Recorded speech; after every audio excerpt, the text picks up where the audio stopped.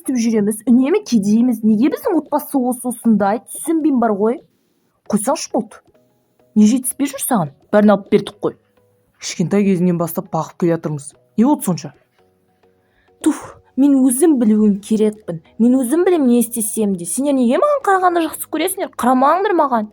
Неге кедейсіңдер? Неғып жұмыс жасап ақша таппағансыңдар? Біреудің баласын ұрлағансыңдар оның үстіне. Қыз, жауып аузыңды, отыр ана жерге бар. Бәле болдың сен бар ғой басқа. Сен қызды 3-ші сыныпқа берін. Жүрсің бәле. Мен негізі ертерек оқуым керек еді. Тоқтайын демей тұра тұр. Аналар ғой. Қайсысы кім ол? Үндеме дедім ғой, тыныш тұрсаңшы еді. Келеді қыз. Соны айтам. Аналар не істеу үшін мына жерде?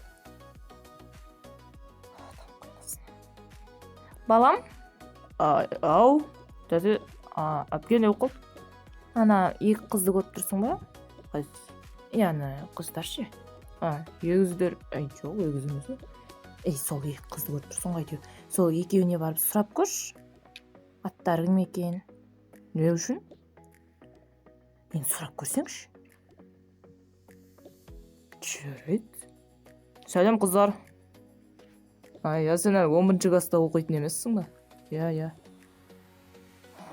Аттарың кім еді сендердің? Оны не үшін сұрап жатсың? Мазақтау үшін ба? Жоқ, жай.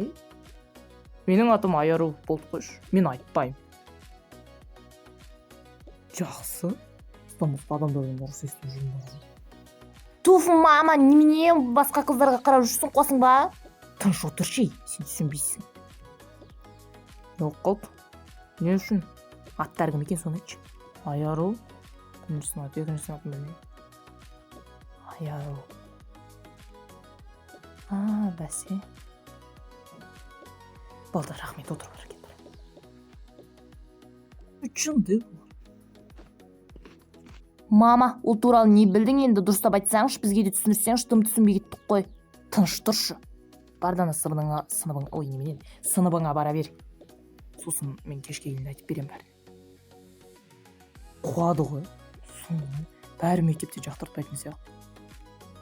Мүмкін бізде жақтыртпағаннан кейін шығар. Енді біз араласа алмай жатырмыз ғой менің атымның кесірінен. Жүрші. Сыныпқа кірейік.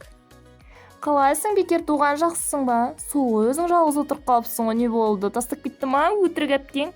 Ол менің өтірік әпкем емес. Қойыңдаршы. Ой, қойшы, енді ол сені бұрыннан қорғап жүруші еді ғой, балабақшада да сол еді. Соны айтам. Өтірік әпкең ғой. Сендер ұқсайтын шығарсыңдар, бірақ егіз емес. Сендер ол белгілі. Қойшы, бәрібір ата-анаң да өзіңдікі емес. Негізі біз бұның бәрін жария ете аламыз. Болды, кеттім мен, қойыңдаршы. Әлсіз ғой, әлсіз. Өзін де қорғауды білмейді ғой қысқа. Соны айтам. Сендер менің сіңілімді көрмедіңдер ма? Кеткен бағана жылап. Неге тисе бересіңдер? Аты үшін ба? Аты үшін ғана емес, 1045 саты бар ғой. Соны айтам. Айтып берейік бәрін. Қойшы. Балабақшада сендерді кездестіргенім жаман болған бар ғой. Ылғи да осы бар ғой. Шеттетіліп қалам. Атым үшін тиіседі. Мен кіммін негізі? Қойшы болып жыламашы енді. Жүрші. Бармаймын мен. Осында отырам болды. Ой, жай ғана атың үшін тиісіп жатыр ғой. Иә, атым үшін. Сенің атың бекер туған болса көретін едік қой. Орда мен де кірмеймін. Өстіп отырамыз. Отырамыз оңызды. Қыздар, қалайсыңдар? Не болды, көңіл күйіміз жоқ көріп тұрсыз ғой. Соны айтам. Қыздар, кішкене сендермен әңгіме айтайын дегенмін ғой енді. Танысып көрейік. Сіз кімсіз? Біз танымаймыз да ғой.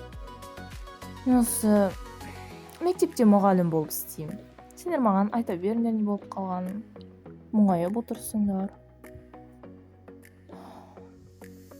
Қойыңшы, айтқым келмейді. Жарайды. Ал аттарың кім? Жаңадан келген сияқтысыңдар ғой. Иә, жаңадан келдік. Менің атым Айару, оның аты. Иә, менің атым Бекер туған. Жарайды, енді ештеңе етпейді. Атың үшін ешкім ештеңе айтпайды ғой енді. Ол сенің өзің, демек ата-аналарың осылай қойғанын қалаған шығар. Туф, не деп кеттіңіз? Ешқашан баласына осындай ат қоймайды. Мүмкін ата-анаң жек көрген шығар. Иә, Жарайды, мұңайма. Банда ештеңеге мән бермей сабағыңды оқи бер. Адамдар айта береді. иә, сіздікі де дұрыс қой бірақ. Жарайды, рахмет. Жүр кеттік. Мынау әлгі қыз ғой. Тура сол қыз. Не істеймін енді? Анаған звондау керек. Оф, не болды сонша? Жұмыстан шақырдың бұл іс үшін, сонда жай әңгіме айту үшін ба? Туф, тоқтасаңшы, телефонда саған жақсылап айта алған жоқ. Тыңда мені. Дұрыстап тыңда. Мен әлгі бір Бекер туған деген қыз бар еді ғой. Біз бұрында ұрлап кеткен. Сен десеңші. Я, ал мен ұрлап кеткен қыз бар еді ғой. Сол қызды мен көріп қалдым бүгін. Өсіп кеткен. Қасында біз ұрлап кеткен егізі болу керек. Сол жүр. Осынды бір-бірінің егіз екенін білмей ма? Білмейді әрине. Өзім ұрып соққаннан кейін. Болған шарт. Былай ғой. Ол негізі мінезіне қарасам, сол бұрынғы біздің Бекер туған сияқты. Не істейміз? Ол біздің ата-анасы екенімізді біліп қойса шал. Біз оның ата-анасы емеспіз. Оны қойшы, маған бір керемет ой келді. Жолда кетіп бара жатып бағана. Ал егер де біз ол қызды, ол енді біздің қызымыз деп ұрлап алсақ ше? Қалай сонда? Енді қара. Олар біздің Бекер туған қызымызды ұрлап кетті кішкентай кезінде деп айтсақ ше? Содан Ол 5 жасында дейін негізі біздің қолда өскен, содан кейін 10 жасынан кейін ол енді сол егізінің үйіне барған ғой. сонда біз олардан Ақша өндіріп ала аламыз. Керемет болады. Байимыз. Кішкене ойлансаңшы. Буды жалғастырамыз. керемет болады сияқты. Ақша өндіріп алайық. Қанша миллион төлейміз, сосын не аламыз? Ойластырып қоя бер бәрін. Керемет болып өмір сүреміз содан кейін. Сонда не істейміз? Қандай жоспар енді айтса бер. Былай болады. Әрбір шыққан жүргеніне дейін Бекер туғандан дейміз, қай үйде кетіп бара жатқанына дейін. Содан кейін барып, оған барамыз да, мамасына барып, сөйтіп үйіне қайтқан уақытта оған барып, енді біздің баламызды ұрлап кетті дейміз. 10 жыл бойы көрмегенмін. Иә. Сосын Бекер туғанды өзіміздің қолымызға алып аламыз әрине. Содан кейін бұрынғыдай өмір сүре береді. иә. Онда мен кеттім. Аңдай берейін. Иә, ана біздің кім еді? Малика оқып жатқан мектепте. Сол жерде аңдап жүр. Күзетшімін деп айта сал біреу сұраса. Жарайды, кеттім болды. Сен де бос отырма. Недемелерді істесіңші. Жоспар керемет. Біз байимыз. Мүмкін енді Бекер туғанды сатып та жіберетін шығармыз.